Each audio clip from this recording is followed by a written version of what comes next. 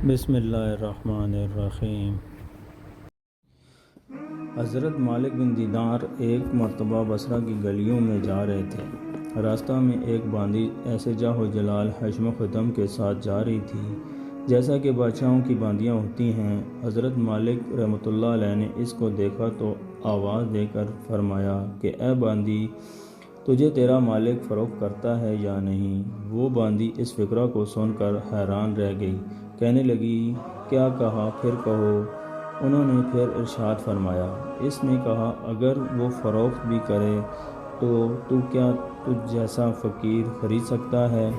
فرمانے لگے ہاں، اور تجھ سے بہتر کو خرید سکتا ہوں۔ وہ باندی یہ سن کر ہنس پڑی اور اپنے خدام کو حکم دیا کہ اس فقیر کو پکڑ ہمارے ساتھ لے چلو، ذرا مذاق ہی رہے گا۔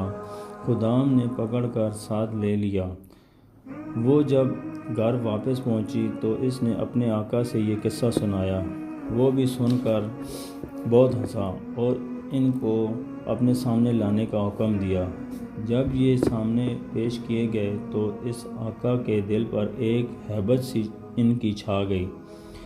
وہ کہنے لگا آپ کیا چاہتے ہیں؟ انہوں نے فرمایا کہ تو اپنی اس باندی میرے ساتھ فروخت کر دے۔ اس نے کہا آپ اس کی قیمت دے سکتے ہیں؟ حضرت مالک رحمۃ اللہ علیہ نے فرمایا کہ میرے نزدیک اس کی قیمت کھجور کی 2 بھیگی ہوئی گٹھلیاں ہیں۔ یہ سن کر سب ہنسنے لگے۔ اس نے پوچھا کہ تم نے یہ قیمت کس مناسبت سے تجویز کی؟ انہوں نے فرمایا کہ اس میں عیب بہت ہیں۔ اس نے پوچھا کہ اس میں کیا کیا عیب ہے؟ فرمانے لگے اگر عطر نہ لگائے تو بدن میں سے بو آنے لگے، اگر دانت صاف نہ کرے تو منہ میں سڑاند آنے لگے، اگر بالوں میں تیل کنگھی نہ کرے تو وہ پریشان حال ہو جائیں، جوئیں ان میں پڑ جائیں اور سر میں سے بو آنے لگے۔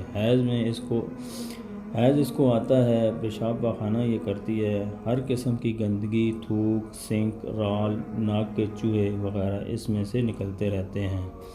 غم و رنج مصیبتیں اس کو پیش آتی ہیں۔ خود غرض اتنی ہے کہ محض اپنی غرض سے تجھ سے محبت کرتی ہے، محض اپنی راہ دوران کی وجہ سے تجھ سے الفت جتاتی ہے۔ آج کوئی تکلیف تجھ سے پہنچ جائے، ساری محبت ختم ہو جائے، انتہائی بے وفا کوئی قول و قرار پورا نہ کرے، اس کی ساری محبت جھوٹی ہے۔ کل کو تیرے بعد کسی دوسرے کے پہلو میں بیٹھے گی تو اس سے بھی ایسی ہی محبت کے دعوے کرنے لگے گی۔ میرے پاس اس سے 1000 درجہ بہتر باندی ہے جو اس سے نہایت کم قیمت اور کافور کے جوہر سے بنی ہوئی ہے، مشک اور زعفران کی ملاوٹ سے پیدا کی گئی ہے، اس پر موتی اور نور لپٹا گیا ہے۔ اگر کھارے پانی میں اس کا آب دہن ڈال دیا جائے تو وہ میٹھا ہو جائے، اور مردہ سے اگر وہ بات کرے تو وہ زندہ ہو جائے۔ اگر اس کی کلائی آفتاب کے سامنے کر دی جائے تو آفتاب نور ہو جائے، گہن ہو جائے، اگر وہ اندھیرے میں آ جائے تو سارا گھر روشن ہو جائے، چمک جائے، اگر وہ دنیا میں اپنی زیب و زینت کے ساتھ آ جائے تو سارا جان معطر ہو جائے، چمک جائے۔ اس باندی کے مشک و زعفران کے باغوں میں سے پرورش ہوئی ہے، یاقوت اور مرجان کی ٹہنیوں میں کھیلی ہے، ہر طرح کی نعمتوں کے خیموں میں اس کا محل سرائے ہے۔ تسنیم جو جنت کی نہروں میں سے ایک نہر ہے کا پانی پیتی ہے، کبھی وعدہ خلافی نہیں کرتی، اپنی محبت کو نہیں بدلتی، ہرجائی نہیں ہے۔ اب تم ہی بتاؤ کہ قیمت خرچ کے اعتبار سے کون سی باندی زیادہ موزوں ہے؟ سب نے کہا وہی باندی جس کی آپ نے خبر دی۔ آپ نے فرمایا کہ اس باندی کی قیمت ہر وقت، ہر زمانہ میں، ہر شخص کے پاس موجود ہے۔ لوگوں نے پوچھا کہ اس کی قیمت کیا ہے؟